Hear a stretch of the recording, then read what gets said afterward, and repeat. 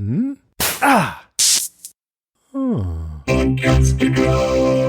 I'm now a big champion of the independent podcaster. I want to make sure that they have a seat at the table when this industry really becomes what we all know it's going to become. And my fear is that's not going to happen. They're going to get pushed out.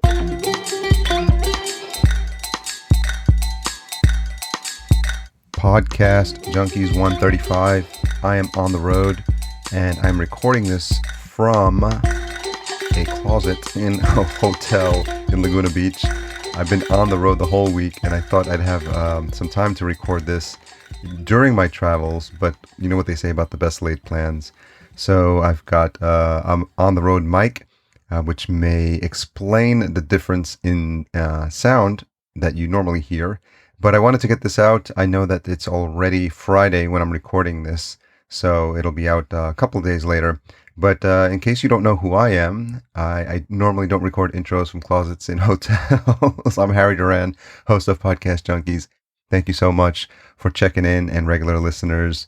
I hope you enjoyed last week's conversation with Dan Franks, co-founder of Podcast Movement. We had a blast. He's been podcasting for a while, and I think he's running arguably what is one of the biggest podcasts, not arguably, actually it is the biggest podcast convention in the world, and he's doing a kick-ass job, and I couldn't be prouder of where that convention has ended up. So check that out, episode 134.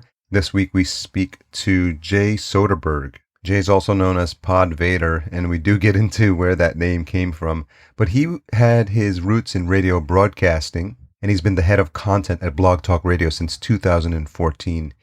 He previously worked at ESPN for 16 years. So we talked about what got him into podcasting and who influenced him early on. We talk about the it factor and what makes a great podcast. We touch on his love of radio, what are the Lego tapes, and his desire to become a radio broadcaster. And we do talk about Blog Talk Radio and how it can help podcasters. So excited to share that with you. We are sponsored by Podbean. Head on over to podbean.com/podcastjunkies and get an account set up as quick as you can if you're on the fence. I know a lot of people talk about podcasting. They think about it for months and they never take any action. So Podbean makes it super easy to sign up. There's plans that start at $3, but the $9 unlimited plan is probably your best bet for getting set up. And as I mentioned, ongoing, I'm going to be offering half an hour of coaching for you.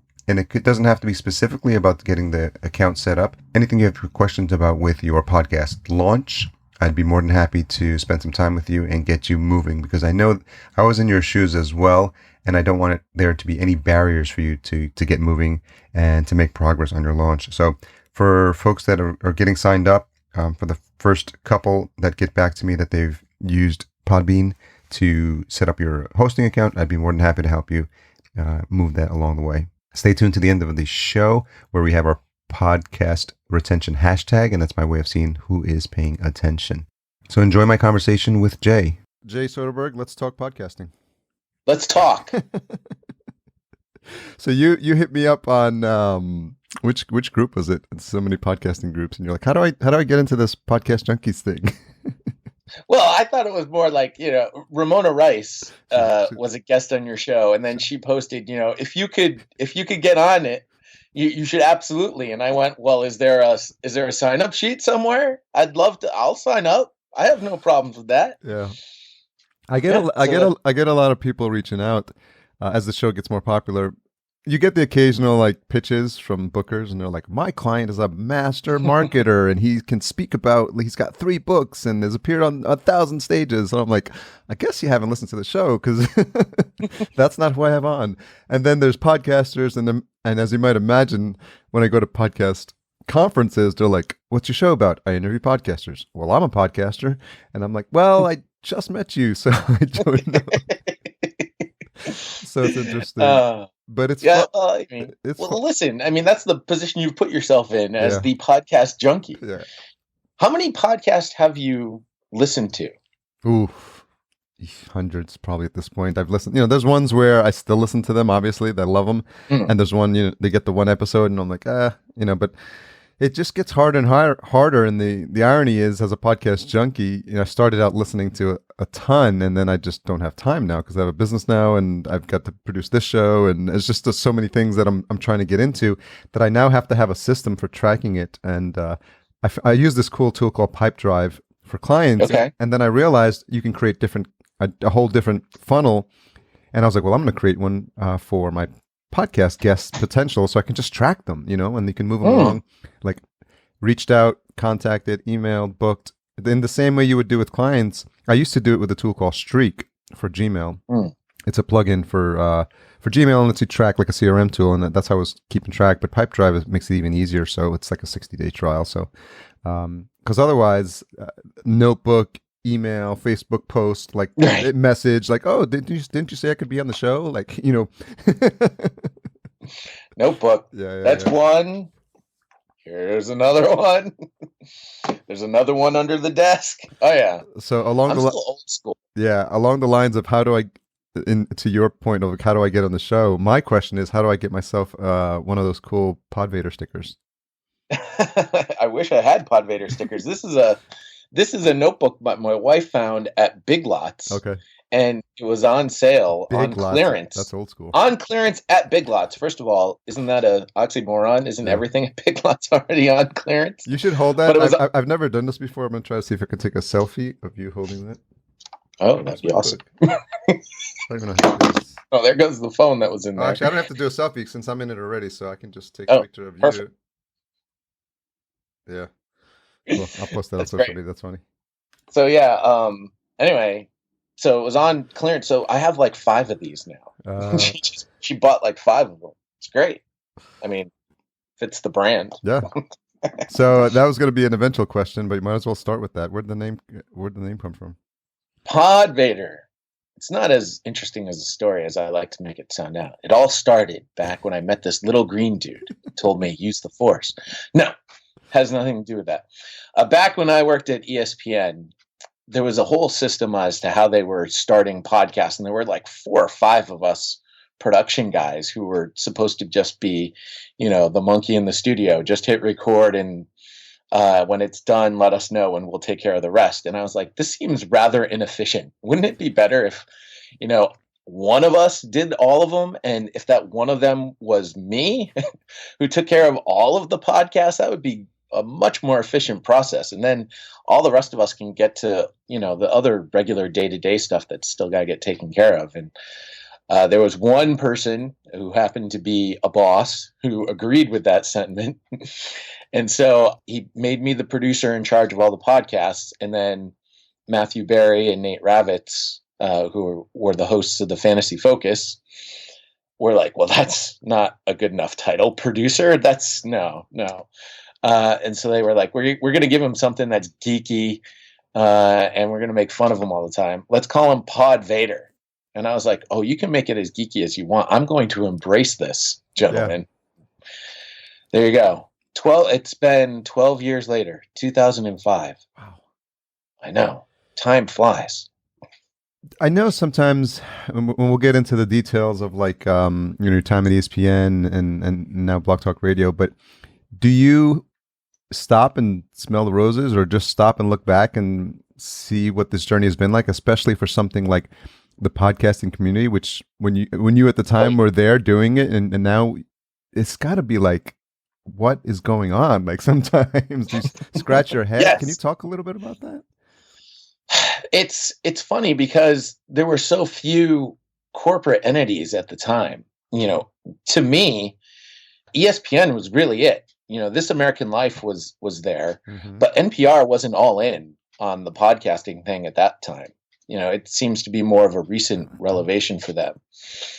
And that was really it. And then everybody sort of just followed suit. And it's something that's just exploded now with all the corporations. They're like, oh, we should have been in this 10 years ago. Yeah, no kidding. I was there telling you, get in it, get in. So to me, that's been like the biggest thing that I've been watching is that. And you mentioned now my time with Blog Talk Radio, working more with independent podcasters and seeing the differences between the corporate side and the independent side. And it's like, whoa, I'm now a big champion of the independent podcaster. I want to make sure that they have a seat at the table when this industry really becomes what we all know it's going to become. And my fear is that's not going to happen. They're going to get pushed out. So ultimately, fighting for the little guy. That's what I'm trying to do now. Trying to use my Sith Lord powers for good, not for evil. Can you tell me about those early days? I'm always fascinated, and I love having conversations with some of the veterans about. But when you got started, like, how did you hear about it? How did you get into it? And like, who were you listening to? And what was it about it that pulled you in? See, that was what was key for me, because there weren't that many people. I was brought into an office and was told we need to start doing this thing called podcasting. And I was like, what the hell is a podcast? And they're like, we don't know either. You have to figure it out. And so I was like, all right. So, Google was still a friend then. Yeah. Typed in podcasting, and it was Leo Laporte and Adam Curry. Those were the two names that kept coming up. And so I'd listened to a few interviews done by Leo Laporte, and I was like, well, that's fine. And he does this twit thing, this technology. I'm not interested in that. Adam Curry, I used to watch him on the Headbangers Ball when I wasn't supposed to. I'm going to go listen to his podcast, see what he's doing. Yeah. And it was the Daily Source Code, and then No Agenda. And I was just like, oh, this is brilliant. This is the stuff. And then, as soon as I got it, I was like, oh, this is even more brilliant. Because in sports, and especially sports radio, it's all about playing the hits, what's hot that particular day and what's hot for that 5 minutes. I got to keep that audience engaged every 5 minutes. I'm a football fan. I could care less about basketball and baseball, and certainly not soccer. So I only want football stuff. Well, that's what podcasting that was the light bulb for me immediately. I was like, well, now I can do a show all about football. I can get rid of the basketball and the baseball, and now I can talk about football all I want every single day. This is fantastic. This is exactly what I want. I can get the content that I want, when I want, how I want it, whenever I want it. This is brilliant. Yeah. And so I was listening to them, and then The Nerdist came along with Chris Hardwick. Hey, I recognize that guy from that dating show with the really good-looking blonde woman that Jenny McCarthy. Oh yeah, that's right. I know all about I know all about Chris Hardwick. Oh yeah, I'm gonna listen to that show. And Mark Maron was around, and I didn't know much about Mark Maron, but he went to Boston. He was in Boston. I love Boston. Anything Boston. I'm gonna listen to that show. So that was sort of like what was great for me was having a full broadcasting background, and now creating a new medium. I was basically just, and I heard Roman Mars say this at one of the podcast conferences, I was basically just stealing at what everybody else was doing and putting it in the sports format.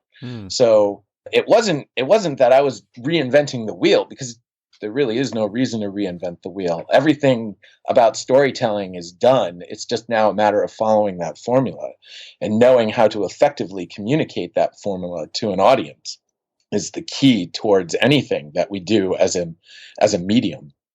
And Adam Curry was doing like these little teases at the beginning of his show, that like a little funny thing that happened somewhere at some point in his show, and putting it at the beginning of his podcast. And I was like, oh, that's brilliant. I'm definitely doing that from now on.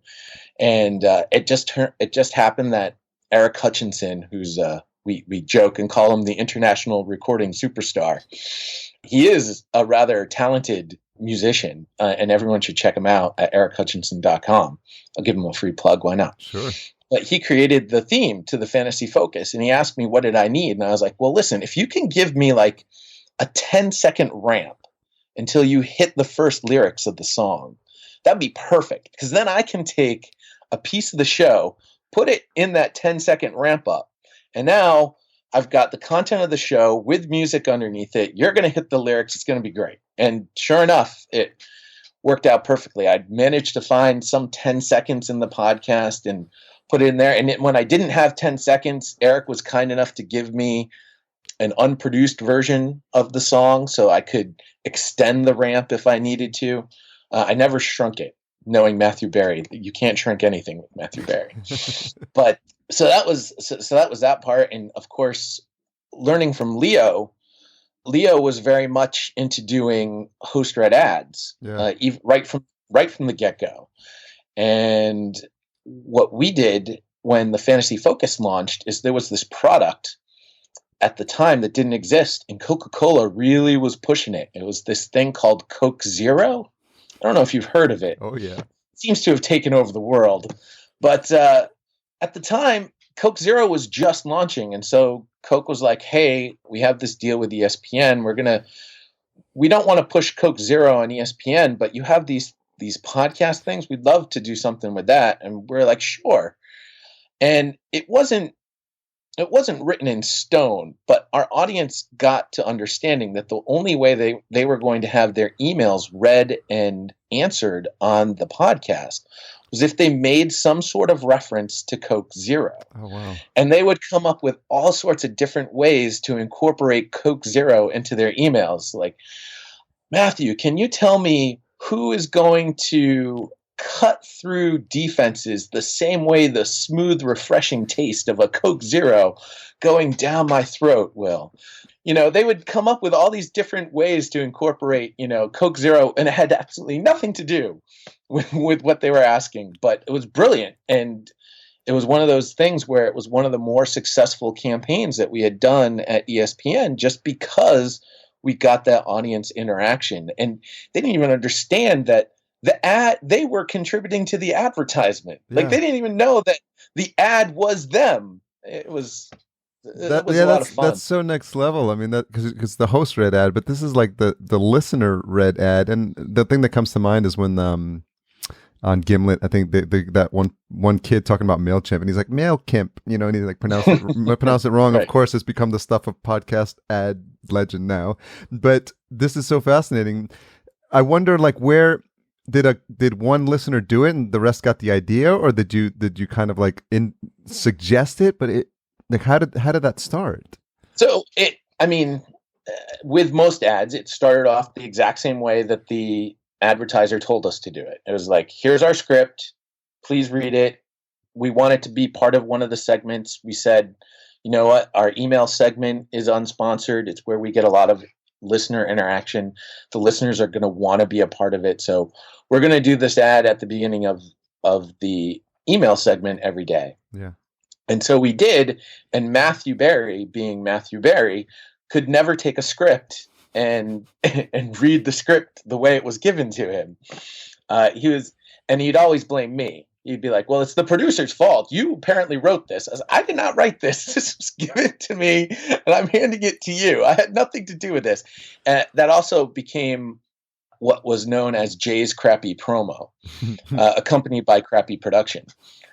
So that we made a point to really make the ad more than just an ad. We made it the content of the show, so that it was something that listeners would want to hear and want to be a part of. Yeah. And the more that we made it a big deal, because trust me, there were times when our sales staff would be like, do we really need to call it the Crappy Promo? Like, we really don't want to associate, we're like, listen, our audience gets the joke. They understand that it's not a crappy promo. It's the joke of it is that I'm a crappy producer, and thus I've handed them a crappy promo, and now my hosts are making the promo better. It's not a crappy promo anymore because they're expanding upon the script. They're going off script. They're putting in the stuff that they know is going to resonate.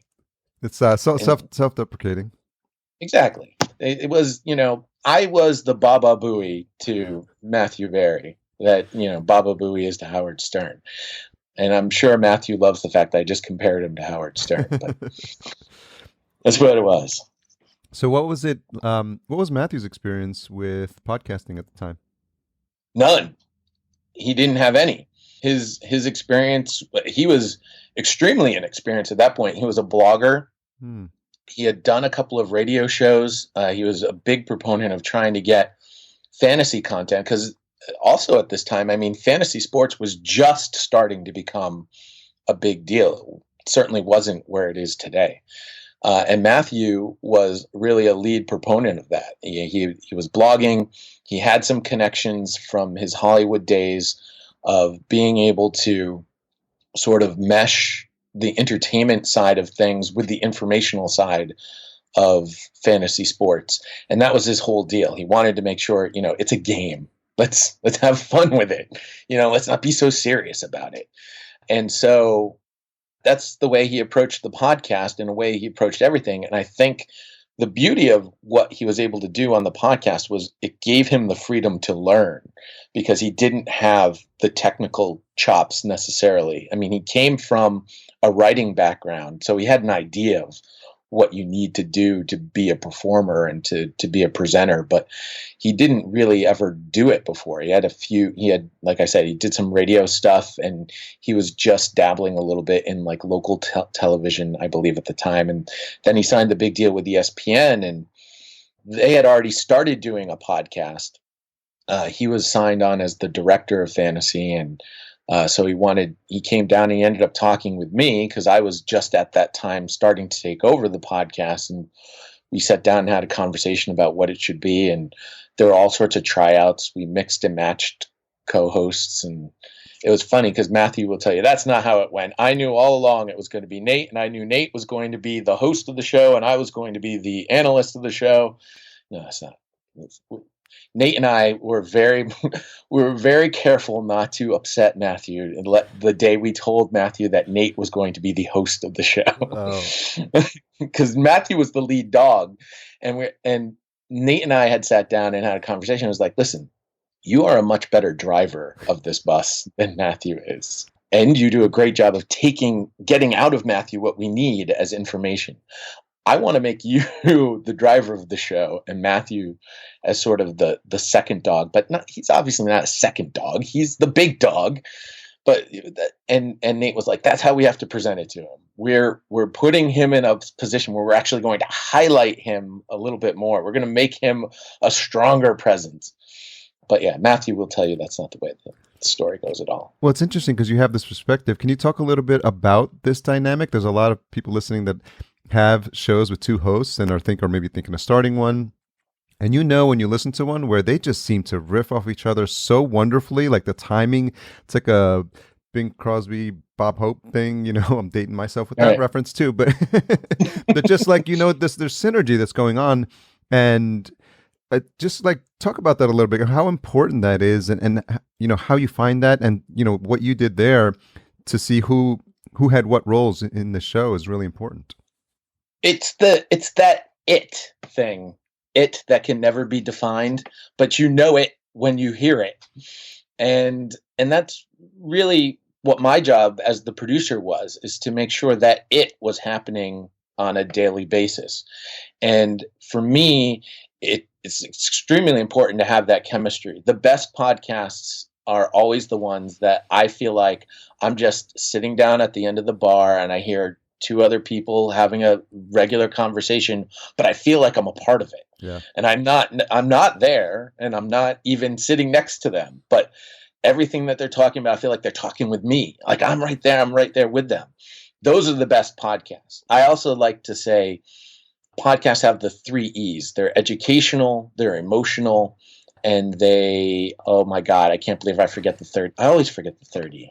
There is a third E though, I promise you. It'll come to you. Educational, emotional, and energizing. Well, energizing is educational, emotional, entertaining. Educational, emotional, entertaining. Thank you. Oh man, I hope you edit that. And if you don't, that's fine too. But those are the 3 E's. If your show has all 3 of them, then you have it. And that's the way that I always listen to podcasts and listen all the time.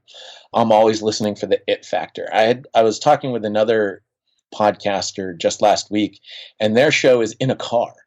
And I said, the beauty of what I love about your podcast is you have the it factor. And where I normally tell people, I feel like I'm sitting at the bar over listening a conversation, I feel like I'm in the back seat of that car, listening to the driver and the passenger having a normal conversation, just like I would if I actually was in the car driving to wherever I'm going. So it's just one of those things where you can't really define it, but you know it when you hear it. It's like a discerning ear, and I imagine is that your background is broadcasting, right? And radio. Right. Is that something that you learn when you're coming up in the ranks, and do they teach that sort of stuff, or do they teach you about like dynamic and what makes a good, you learn the basics, I imagine, the nuts and bolts, but are there other aspects that they teach you there, that what makes a great show? There's a little bit of that, but again, a lot of it becomes one of those things where you just sort of you develop it at an early age. For me, like I was always a radio guy, even when I was a kid. When I was like 7, 8 years old and I was playing with my Legos, I used to record me and my brother and my stepsister playing with Legos on a little cassette tape. It was even a Fisher-Price cassette player, if you can believe that. Yeah, now I'm dating myself. And and we used to record ourselves playing with the Legos, and then I would enjoy going back and listening to the stories that we were telling on those cassette tapes as like kids, just playing with Lego. Like, hey, I've got Lego guy A and here's Lego guy B. And that's what I loved the most about the Lego movies that they made, because I was like, that's what I did as a kid. You totally just stole my childhood. How dare you? Why am I not making billions of dollars from making a movie about the tapes I made as a 7-year-old? Please tell me you still have those tapes. I don't. I wish I did. Like everything, it got thrown out. Yeah. What are these tapes? Oh, I'm going to throw them away. So that's your earliest recollection. You were doing the play-by-play on the Legos. I was doing play-by-play on Legos. It was and telling stories with the Legos, and then it was one of those things where I would listen to the DJs on the radio, and I was never really listening to the music. I mean, I did. I loved music as well, but I was really listening to the DJs and trying to see which ones were really exciting me and which ones were telling me a story. And there was one guy here in Connecticut, his name, he went by the name of Sebastian, and I believe he has a podcast now. It's about time. But he was the guy that because I didn't have Howard Stern in Connecticut, he was Howard Stern light. Mm-hmm. But it was just enthralling the way that he interacted with everyone and just sort of put himself as that like bigger than everyone sort of personality. And I was enthralled by it. And I used to make sure I listened to him every day before I'd go to school. And if I had a chance, I'd sneak a listen while I was in school on a Walkman, really dating myself. And, I had one of those. And it was just, I was always listening to the radio, and I knew, even though all through high school, I had I was that straight A student, and my dad had all these ideas and visions that I was going to be a lawyer or a doctor, and my mom thought I was going to be a teacher. And I guess in some ways I have become sort of a teacher at this point. But I was just like, no, I'm going to be in entertainment. And I'm going to this place called Emerson College in Boston, which is going to kill all of your savings. But you know what? It's going to be great because I'm going to be on the radio. Yeah. To which, of course, my dad was like, you're going to be where? On the radio? You're not even going to be on like movies or TV or anything like that? You want to be on the radio? What is wrong with you? Yeah. What happened to those straight A's that you got? Yeah. And then at Emerson, they have classes that will literally teach you how to be a performer, how to speak. I am speaking with an overly open voice. Mm-hmm. They literally teach you. You have to take a class at Emerson College. I don't know if this is still the case. I imagine it is, called Voice and Articulation.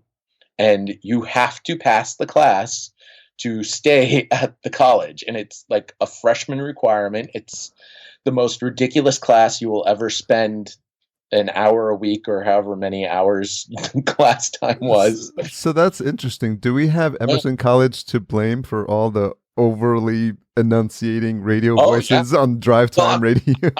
I'm sure it's not just Emerson College. I'm sure any of those broadcasting schools. I know Boston College has a big broadcasting school. Syracuse has got a huge broadcasting school. Yeah. I don't know if they teach the same thing at Syracuse. Newhouse, yeah. I went there for a year and a half. They must teach that sort of thing. It's interesting because it flies in the face of what, as podcasters, we've come to like that is not like radio. This just performy type voice. And of all the podcasts and all, our mutual friends that we listen to and that we like, it's the ones like you said that you feel like you're part of the conversation, and you just jumped in there and just like, oh, I'm just listening in, and it's just casual, just two people talking. And I might say yeah, or it's not perfect. yeah, It doesn't exactly. have to be perfect. It doesn't. It's natural conversation. You say you say ahs. You don't have to edit all of them out and spend 10 hours of your life that you're never going to get back. I hate to tell you. Yeah, there's been so many random things that have happened, like a sneak peek of a conversation I just had an hour ago with Dan Franks, which it's a great day today. And speaking of Dan Franks and Jay Soderberg in one day, so it's really fun. And the lawnmower started going on. I wouldn't put myself up there. Sorry. Sorry, Harry. No, you most definitely are. His neighbor was like, started mowing the lawn. He's like, and I was like, Dan, this is like real life. Like, we're not in a booth, And it's like, I think there was a BBC anchor recently who was doing a live Skype at his house, and his kid came in. And that's great. And his wife like jumps in and tries to like drag the kid out of the. Oh yeah, I've seen that video. That's exactly right. That's what podcasting's all about. Like all those. The beauty of podcasting is that we have the freedom to do these sort of things. And the more human you make yourself, the more likely your audience is to be engaged with you. Yeah. The more human that you present yourself, the more relatable you make yourself to that audience. I mean, that's the beauty of what we do. And radio used to do that all the time. I know, because I listened to it, and it's why I fell in love with it. And they've forgotten all about that. Now it's about, I got to get those 5 minutes. If I don't have you for every 5 minutes, you're losing it, man. You're just losing it. You're just not hiring the right people to do the job that you need them to do.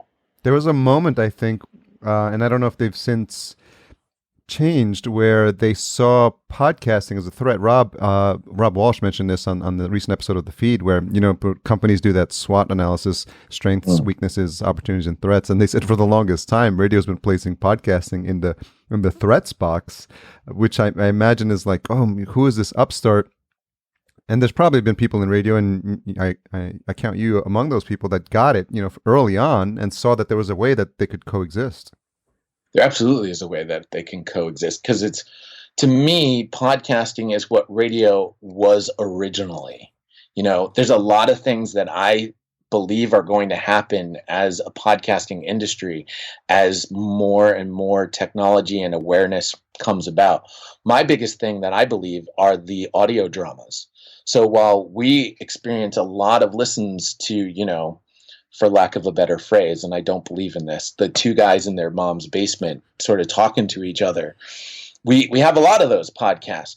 The audio drama, I think, is going to make a huge comeback as soon as people can get in their cars and hit the button on their dashboard and it just plays a podcast. Yeah. You don't have to connect it with Bluetooth or anything like that, because people want to be entertained, and they're going to be looking for that sort of serialized drama, comedy, what have you, that while we can do some of that sort of on a talking podcast, just having a conversation, it's not the same as getting involved in an original story and being taken away to a galaxy far, far away or something like that. And the beauty of audio drama for me is that you can do so many more things that you can't do visually, because your imagination determines what it is that you're quote unquote seeing. Yeah. And your imagination can do a lot more than what we can physically actually manifest. So I do believe that audio dramas are going to see a huge uptick as soon as, this technology is something that, I hit the button on my dashboard and now I'm off to driving to my next destination. Yeah. I didn't have to connect a Bluetooth. I didn't have to connect a wire to my iPhone. I didn't do any of that. It's right there, right on my dashboard. Maybe we can bring the buttons back on the car dash, where you're like those buttons that you push for the radio station. That'd be fantastic. The big plastic buttons that, especially if you really want to go way back to the 8-track machine. 8-track, yeah. Put a big cartridge in there and then just hit a button. They should just make a retro one just for fun. Well, I was just thinking about a digital 8-track machine. I was just thinking about that as you said that. We should put that as a Kickstarter. We'll both do it. We'll put it together. I just saw Adam Curry's Kickstarter this morning on his pod something machine. The Podcaster Pro. Yeah. I will tell you, I'm not an audiophile. I am the furthest thing from being an audiophile. I don't believe that your audio needs to be perfect. I already mentioned you don't have to spend 10 hours cutting out your ums and your ahs. Like, if it's good enough, and I know I hate that phrase too, but if your audio is good enough, it's not distracting, Yes. then it's fine. Yeah. Like, I'm sitting in my bedroom, you're sitting in your office.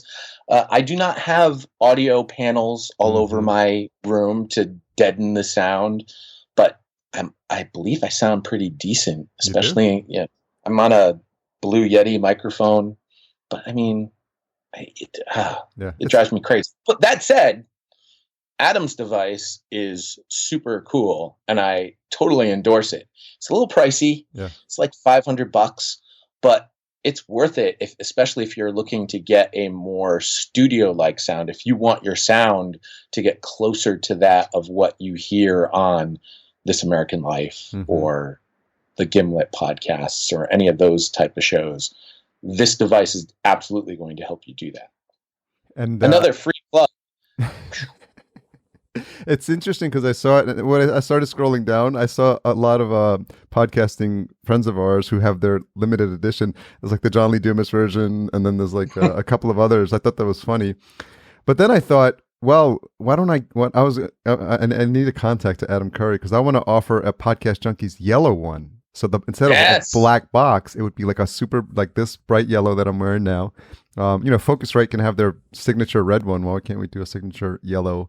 He's selling that thing like crazy right now. He has absolutely no problems with being he has no problems, basically, what I'm saying. If you brought him on your show to have him sell his product, you will absolutely get a Podcast Junkies. I'm telling you that right now. Yeah. It'll happen. All you have to do is reach out to him on Twitter, and his email address is pretty easy too. I think it's adam@curry.com. So he's very responsive to that sort of thing. So if you can help him sell a couple of machines, he's absolutely going to make that happen, Harry. I'm down with. I endorse that too. Well, it's so funny, the timing on everything. I was like, well, I'd love to have, obviously I'd love to have Adam Curry on the show. And when they say, like, when authors have got a book coming out, he wants some PR right now because he's been on probably a million podcasts but now like we have something to talk about, and he'd be excited. So I'm gonna like strike while the iron is hot, like they say. Do it. He will absolutely do it. I know he was on Gary Leland's show. He was on Todd Cochran's show. Yeah. I don't know if he's been elsewhere. I'm sure he has. He is selling that thing like crazy. So he will absolutely come on if you give him an opportunity to sell his product. I endorse it. We need something that's made by podcasters for podcasters with podcasting in mind. Thankfully we've had a handful of products that the community has just adopted. The Shure products. Shure is a sponsor of the show. The ATR 2100. The Blue Yetis. Like I think they created this, and the companies that have responded and said, "Hey, podcasters are really are important part of our community. Let's treat them well." And those are the ones that early on you saw at the conferences and really making those connections one-on-one. And then now later on you see someone saying, "Oh, they're using our stuff. Like we should probably be there." Oh yeah, like after the fact sort of thing. Well, I mean, listen, for the people that adopted it right away, you're obviously going to have a soft spot in your heart. There you go. There's my articulation. They're going to get your love right off the bat because they were there from the beginning. But I mean, we have to understand that not everybody is willing to make a bet on the next big thing. Think about how many next big things there were. Fisher-Price cassette decks. They were the biggest thing, man. Have you seen one of those recently? Yeah, my first. This should be my first podcast, and it should be Fisher-Price should be jumping all over that. There's got to be like a toy company that's got a podcast.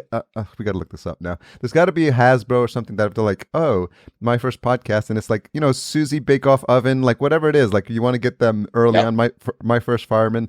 Lego probably has something related to podcasting. If not, like I've seen DJ decks that have working microphones and little plastic scratchy things. That be very easy for that same company to just make that a podcast, make it a recording so I can get an MP3 out of that sucker. Yeah.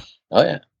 So That'd be perfect. let's keep the timeline going. You were at ESPN for 8 years, is that right? No, that's how long I was podcasting at Podcasting, ESPN. sorry, I was at podcasting. ESPN for 16 Yeah. years in total. Okay. So yeah, and then 2014, this opportunity at Blog Talk Radio came out, and I was just sort of like, wow, I get to work with podcasters of all genres and not just sports. That's intriguing to me. That and sort of everything that, I mean, if you ever meet Andy Toh, I have. it doesn't take very long when you have a conversation with him where you're ready to run through a wall for that man. Like, he's the Vince Lombardi of podcasting, and unfortunately, not enough of you understand who Vince Lombardi is out there. So, if you do have an opportunity to meet Andy Toh, he will have you energized, ready to like just take on the world. And that was it for me. I went and had a meeting with Andy, and I was just like, "Oh, I'm all in. You've sold me. Like, you don't need to go much further. You got me. I'm in." So yeah, and then I've been at Blog Talk Radio now. It's already been like 2.5 years. It's crazy. Yeah, Time really does. I met Andy at 2015. I think you guys were hanging out, and I came over, and the best conversations always happen at the bar, at these conferences, and like you said, we started getting into it, and he's like a wind them up like toy, and just like nonstop, and his energy is contagious, and he says, yeah, we're just doing great things, and it was just it is infectious, and I can easily see how if you're considering like a new move into a company that's doing this full time, Andy's just the right person to convince you to do that. I will tell you, I mean, Andy's vision for what we are as an industry is so much larger than what the normal person would even imagine, would even think about, because he's thinking so far ahead and he's had these experiences. I think, the beauty of what Andy created when he took over Blog Talk Radio is he looked at, I'm going to compare him to another football coach. He is the Bill Belichick. He literally looked at everyone that he was going to hire and hired them for their strengths, and the other people that he had on the team covered up their weaknesses. So I have a strong broadcasting background, but my online digital presence is very small and not mature at all. Maybe a little bit more at this point. But at the time that he hired me, I was all radio, basically, with the podcasting, having done podcasting for 8 years, but I wasn't really involved in the whole website management sort of aspect of the job. He had a very strong publishing background, digital publishing background from about.com, but he had zero broadcasting background. So right there's already a plus and a minus for both of us. And then he brought in our community manager, and she had also a very strong online presence and digital marketing presence. And so she filled in those aspects where I was weak, and I filled in those aspects where she was weak. And by putting us all in these positions to succeed, he's built a fairly formidable team. And for us, sounds like an interesting Venn diagram. It does. It's a great Venn diagram.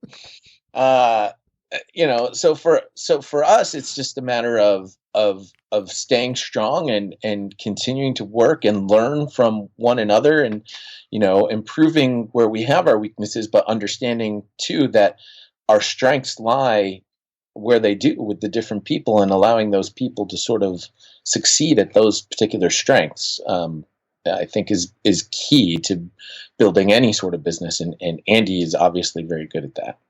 Can you talk a little bit about Blog Talk Radio? Because first of all, I know you guys get a lot of grief about the name, first off. Yeah. And so for the folks that don't know who you are and what you do, we're getting people who are just starting podcasting, so they may not be well versed. Time for me to over articulate. They may not be well versed on the history. So for those people first, how would you describe Blog Talk Radio to them? So Blog Talk Radio today is very different than what Blog Talk Radio was known as. Blog Talk Radio has been around for over 9 years now. I believe we're actually probably in their 10th anniversary at this point. But when it was originally invented, it was intended as a place where literally anyone could phone in and create a podcast very easily.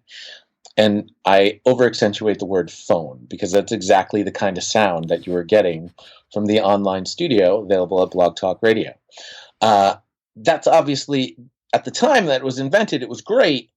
We're at a time now where, while I'm not an audiophile, the phone is not really going to do it for me when I'm listening to a podcast. So Andy realized that and was like, well, what can we do to help podcasters make podcasting easier? And so he looked at the different pain points that podcasters have, and specifically the independent podcasters.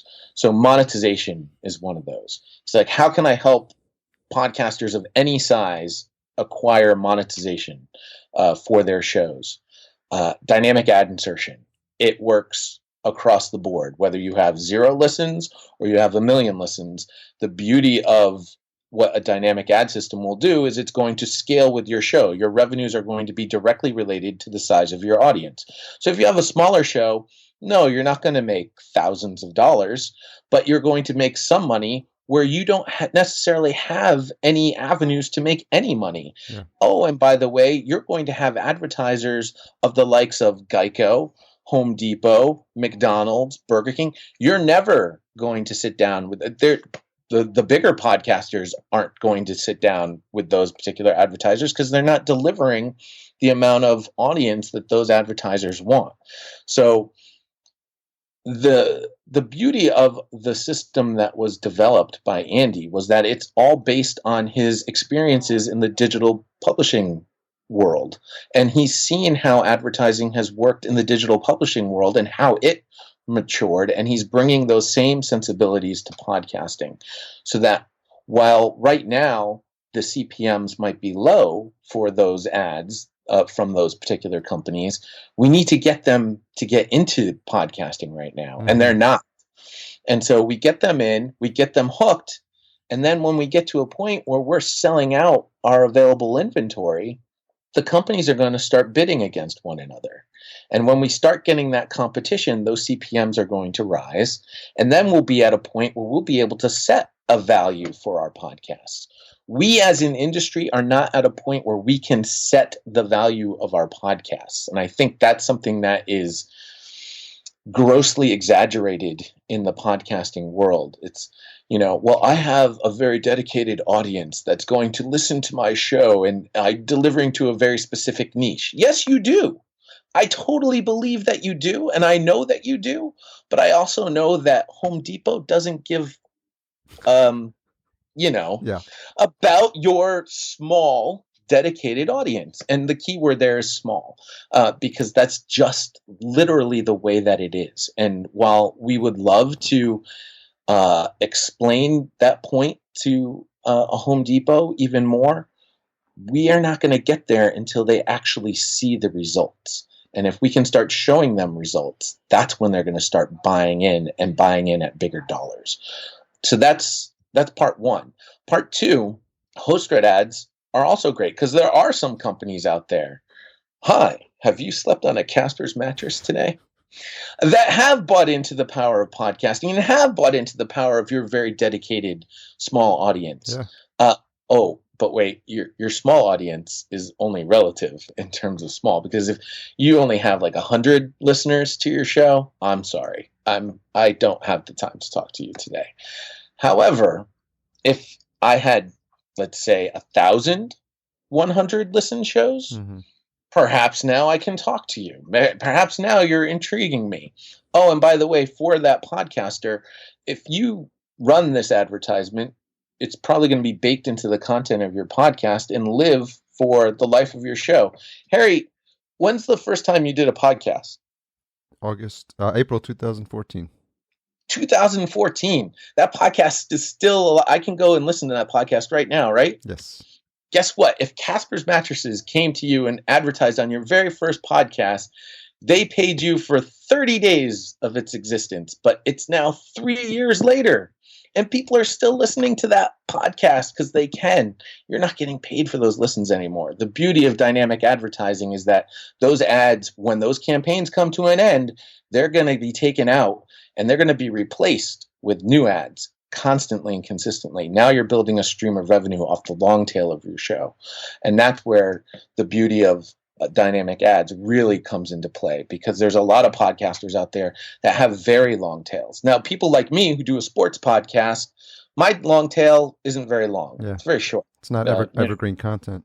Not usually. Yeah. During the off season, it might be a little bit more longer, but for the most part, I'm talking about stuff that probably by next week is going to be outdated.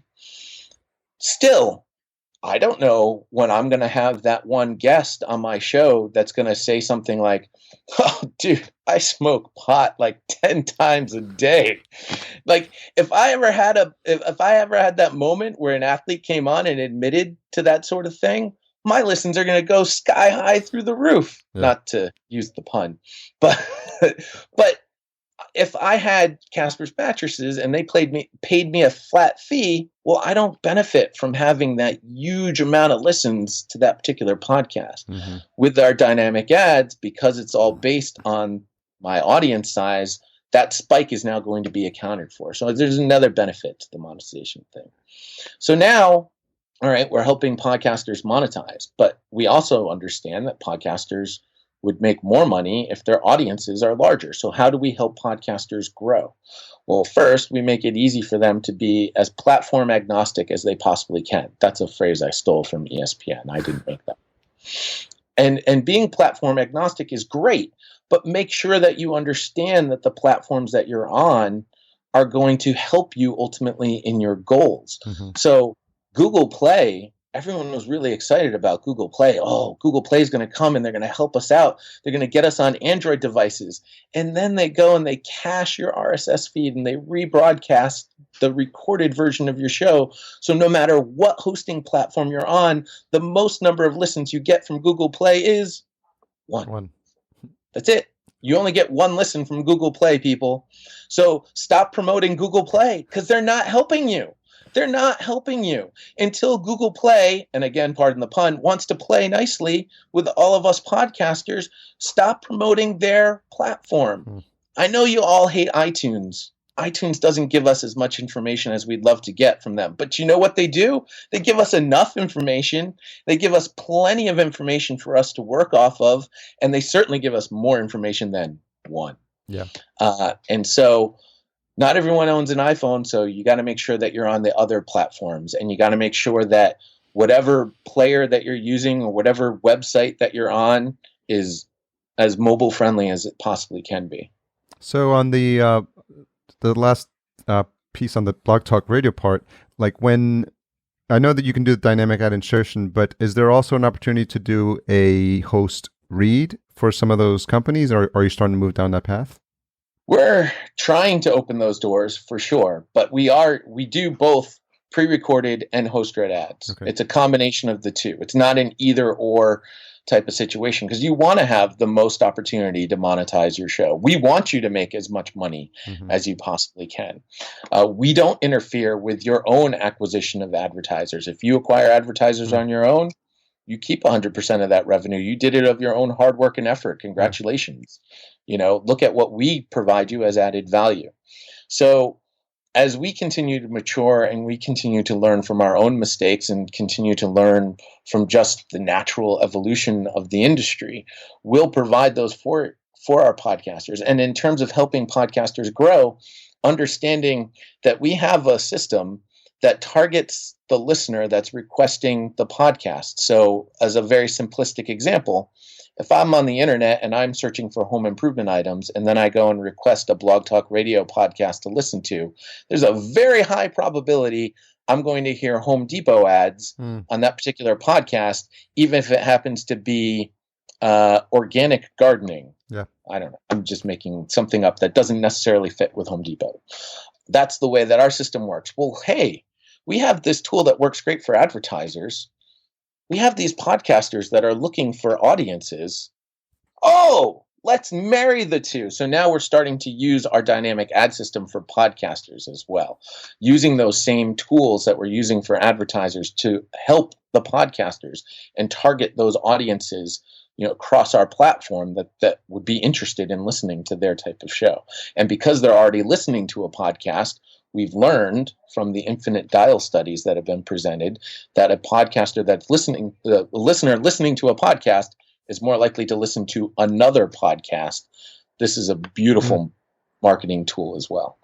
I think as a podcast host, it's your responsibility to let people know what they're in for. And if they are choosing that route, and I mean, in my mind, the way I would handle it is say, look, in the same way people ask for Patreon and tell them that, I'm going to be pitching, Jen Briney, previous guest on the show, she does an amazing job of getting sponsorships. The last 10 minutes of her show, she reads off like, oh, I got a check from Joe. I got a check from Jim. I got a check from Susie. I got cash from here. I got to pay. So she's like, if you don't want to listen to it, you can turn it off now. But for the next 10 minutes, to 15 minutes, I'm going to like read through the people that are supporting the show and making it happen. So to that point, if you are going to have conversations or you're going to have other sponsors chime in on your show, so it's not so jarring, I think best practice might be like, hey guys, you probably heard an ad just previously, or you're about to hear an ad or something like that. Just kind of I think a lot of times what throws people off is like they're listening to a conversation and then bam, like right in the middle, like at a not even decent segue, it's just like, yeah, check out the gardening supplies in aisle 2. Like, wait a minute. And it just kind of throws the vibe off. So I think it's just like there's a happy medium somewhere in terms of managing expectations.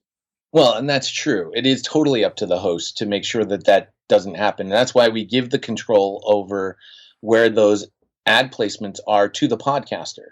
So we put a pre-roll and a post-roll on every episode because that's become industry standard. Mm-hmm. But even with the pre-roll, like on my own show, I don't have the automatic pre-roll on my own show because I want the first words people hear to be my voice and about the content of the show. So I do a 30-second tease. Then I place my first pre-roll ad, quote unquote, and then the open to my show, and I get into the content that I'm going to talk about. And by doing so, because that ad is still within the first minute of my content, I'm still getting credit for that pre-roll ad, but it's not the very first thing people hear. And really the only reason why we put that pre-roll there automatically is just because so many other podcasters have done it. If you listen to any podcast today, probably about, this might be a little exaggerated, but 90% of podcasts out there, you're going to hear an ad the very first thing right off the bat. You're going to hit play and there's going to be an ad. So that's the only reason why we do it automatically. Plus, it gives you the ability to not have to overthink it. But then the mid-rolls, that's totally up to you. Yeah. You place those time markers in your show where you know it's appropriate, and you lead up to that marker however you feel is appropriate. I'm a huge fan of teasing. So continually teasing about the content, not only at the beginning of my show, but also in the middle of my show to keep that audience engaged and listening throughout. I've looked at completion percentages for podcasts. And while I love the fact that the Infinite Dial produced something where 85% of people have listened to most of a podcast, the key word there is most. They didn't listen to all of the podcast. I want to do whatever I can to keep that audience engaged all the way through to the end of my show, so that when I get to the point where I say, all right, that's going to do it for today, and they hit off because they don't care about what's coming next week. They know something's going to come next week, unless I throw them a curveball and say I'm going on vacation. Yeah. Most of the audience knows that something else is coming next week, but I'm still going to let you know about it. And if you turn it off, you're not going to know what's coming up next week. Yeah. But if you leave it on, you will know what's coming up next week. Yeah. Anyway. Yeah, open loop. I like that. But in any case, yeah, it's completely up to the host. The host has to understand that we're not solving everything for them. They still have work to do. Yeah. And the amount of work they put in and dedication that they put into their own podcast is only going to result in that much more. We provide the tools to help the podcaster. We're not actually providing the solution. Yeah. That's a better way to put it. I think to the extent that you can make it, as you think about how you want to grow it, make it give podcasters more flexibility and choices, I think, in how they actually want to leverage the tools at their disposal or the resources or the advertisers. I think that'll endear you, I think, to more of the podcasting community, because I think a lot of people that are our mutual friends, they cringe sometimes at the fact that they have to have these certain rules and the automation, and it's going to be dropped in, and they lose control. I think that's the perception. But that's one of the things. And the other thing I asked Andy, I asked him this when I saw him in person, is this: if there's still any chance that they might change the name. Well, that's a road I don't know if I should go down, but I don't think we have enough time to cover that here. But yeah, I'm sure it's a question that you get asked, and it probably comes up in meetings all the time. But yeah, that control factor is definitely something. That's one of the things that we learned when we first started. We were like, no, you have to have the pre-roll, you have to have the post-roll, you have to have the mid-roll. Mm-hmm. We've loosened up on that now. We'll turn off that pre-roll. I would never turn off a post-roll, by the way. There's no reason to not have a post-roll on your ad. We understand most of your audience isn't going to hear that post-roll, but guess what? You still get credit for a post-roll if somebody completely downloads your podcast. That is part of the IAB standards of metrics, which we were part of that group that wrote them up, along with the Libsyns and the Blueberries and the Podtracks, and I'm sure there were like 25 companies. I'm not going to list them all off because I can't. But so you still get credit for that post roll. So I would never turn off post rolls. You should leave the post rolls on. But the mid rolls, you have full control over where you're placing those. And like I said, while you might feel, I'll use the word uncomfortable about certain advertisements because it doesn't necessarily marry the content of your show, understand that the ad is being served directly to the audience that would be interested in this particular product. Yeah.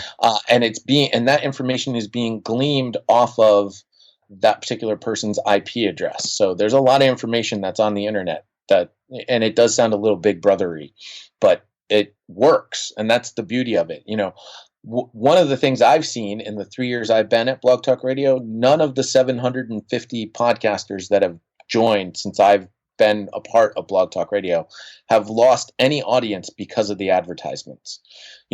So the audience knows that ads are a thing and that they're the way that the podcaster earns revenue. And they also understand that they're getting this free product that they don't have to pay for, that they're getting this free entertainment that they don't have to pay for, and that you are putting a lot of hard work and effort into it. I joke about the guys that put in the 10 hours to edit out the ums and the ahs, but guess what? There are people that are putting in 10 hours to edit their shows and make them as pristine sounding as possible, and they're not benefiting from doing that other than they apparently love it. Yeah. I don't love editing my show, but they love it, and that's why they're doing it. And so that audience knows no matter when you decide to do advertisements, you're going to have that vocal minority. It's going to be, oh, I can't believe you have an ad on that show. But you know what? There's going to be a day, and I've talked about this with a few podcasts. There's going to be a day when you're going to get that email that says, I loved that McDonald's commercial. It made me cry. Because it's happened on television. Yeah. And if it's happened in other mediums, it's going to happen on podcasting. Someone's going to send you that email. And when they do, I want that email so that it can be framed, and I want it in the podcasting Hall of Fame. Because that is when you know we've made it as an industry. Yeah. Well, that might be a challenge, but you'll probably have to talk to Gary Leland or someone about that. They'll be in on it, and then the Podcasters Hall of Fame will be sponsored by McDonald's. I know a lot of podcasters listening are cringing right now. They can cringe all they want. It's a dirty little secret. So Jay, advertising works. Yeah, it does totally. Thanks for sharing that. I think it's been helpful for a lot of folks who did not know and weren't aware of it. And I always like to be able to have folks like you come on and tell all parts of the story, because there's a lot of people that have been podcasters, but they also happen to work for some of these, the Libsyns and the Blueberries and the Blog Talk Radios, and I think it's just important to tell a well-rounded story. Well, thanks for allowing me to tell it, because it is, to me, there are many different aspects of podcasting. And by the way, our platform doesn't work for everyone. And we totally understand that. There are people that, and I'll use a very specific example. There are people that have local podcasts that are dedicated and geared towards a local audience. And those are podcasters that our system doesn't necessarily fit in. It can absolutely help, and you can absolutely use it. And those ads will be directed towards that audience in that geographic location. But you're going to do better. You're going to do a better job in that local market of selling your own show to those local advertisers than we are ever going to provide for you on a much larger scale. Yeah. So changing gears a little bit, back to putting the focus on you specifically. I don't like the focus. Yeah, should I take? Yeah, hide from the spotlight. What do you think is the one most misunderstood thing about you? That PodVader and Jay Soderberg are the same person, because they're not. PodVader is a character that was specifically created to shield me from the spotlight. And Jay Soderberg is a completely different person who is a loving family man and tries to do everything he can to put his family first before all else. PodVader, though, is a dark Sith Lord who has absolutely no emotions and is all about podcasting. That's an important distinction to make. I'm glad I asked. What have you changed your mind about recently? What have I changed my mind about recently? That is a loaded question, because there's so many different things I could change my mind about. For me, as I look at the way that our political landscape has sort of developed, and I don't want to get political, by the way, but for me, I like to look at things, and as you just mentioned, tell a whole story. Yeah. And as a country, for whatever reason, there seems to be a black and a white, and there's no understanding that the story is gray.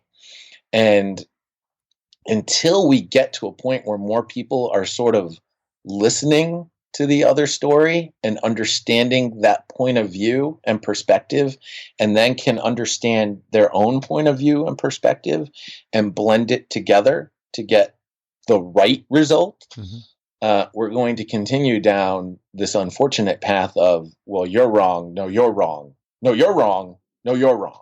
You're wrong. No, you're wrong. For some reason, we seem to have forgotten that it doesn't work that way. Yeah. That there doesn't necessarily be a right or a wrong. You're both wrong. The real answer is actually something completely different. Yeah, the world is not black and white, and I think I heard an interesting. It's one of my favorite podcasts for interview shows is called On Being with Krista Tippett, and she had Glenn Beck on, and they're totally like opposite sides of the spectrum. But it was a beautifully done interview and civil. Engaging, getting both sides of the viewpoint in, and that's possible, and I think a lot of people forget that because they're just trying to antagonize the other side and see if they take the bait, and 9 times out of 10 they do, unfortunately. So I think having more conversations like that is going to just make us all make this world just a better place to be in. I think the beauty of what, like, Jen Briney, you had mentioned earlier, does on the Congressional Dish is she provides that full picture, sort of the this is what was written, this is what's intended, this is what is missing. I think she does a wonderful job of that, and that's the sort of thing that we need more of. Well, that's a great way to wrap up this conversation. I think it's been pretty wide ranging. Really has. But I thank you for reaching out, because, like I said, I do want to have conversations with people that I have some type of engagement with, that I've met, that I've connected with, and I have connected, and I still have to reach out to a lot of folks. But sometimes some slip through the cracks, and I know we've connected in the past, and you've definitely been on the list. So thanks for lighting that fire under me to make this happen sooner rather than later. I was just looking for the free T-shirt and the photo opportunity. That's what I was really looking forward to. Well, That's what happens, right? yes. That's the deal. Nice. Well, yeah, Excellent. the goal, every guest gets a t-shirt, and I don't know, well, positive intentions, are being put out there, but for Podcast Movement, it's the group shot, and I think I wrangled about 15 or 20 for the last one, but this is going to be interesting. I'm up to 130 guests, so we'll see how many are at Podcast Movement. You're going to get them all. That would be one heck of a picture. They're all going to be in it, Harry, because I will be part of the group that will make sure that all of them are in. Okay. Well, of course, assuming that they're all there. Well, yeah. I've had Steve Stewart offer his services up along with Ramona Rice, so maybe the three of you. That's another Venn diagram right there, the three of you. There you go. Venn diagrams. Is there a way we can use the Venn diagram to make sure this picture happens? Yes. Can we put the picture in a Venn diagram? I think we could. That's what we need to do. People are scratching their heads and like, what the heck are you guys talking about? Well, thanks for making this happen. Thanks for coming on, and thanks for sharing your stories. They're always entertaining.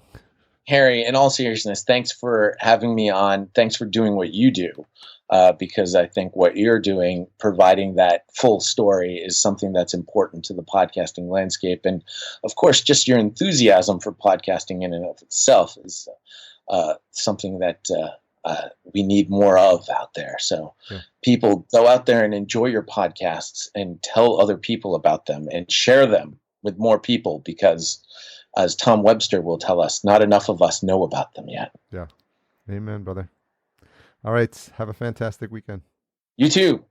So thanks again to Jay for coming on. I hope you learned a little bit more about the history of podcasting. It's always nice to have people on who have been podcasting for such a long time. It's really inspiring. We are a member of Podcastica.com. Intro and outro music by Cedar and Soil. Check his amazing music out at cedarsoil.com. And don't forget to support our sponsor, Podbean, at podbean.com/podcastjunkies. And again, let me know if you got set up with them, and I'd be more than happy to spend a half hour on the phone with you to work through any challenges you have with getting your podcast started. So the retention hashtag for this week is going to be PodVaderJ. PodVaderJay. You can tag Jay at The Real PodVader on Twitter, and we are at podcast_junkies.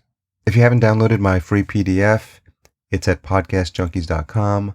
8 tools, and that's the number 8 tools. It's a free download, and it's been updated for 2017 of all the things I'm using that are making my production workflow for the podcast go that much smoother. Tune in next week for my conversation with Amanda Dowdy. That's another conversation that was made at PodFest in Florida, and she's really a hoot. She has the Great Beer Adventure podcast, and it was so funny that one of the first things that happened when I showed up at PodFest, and I showed up to the first event, she already had a table set up and was giving out samples of beer, so that just gives you a sneak peek about how fun she is and her personality, so tune into that next week.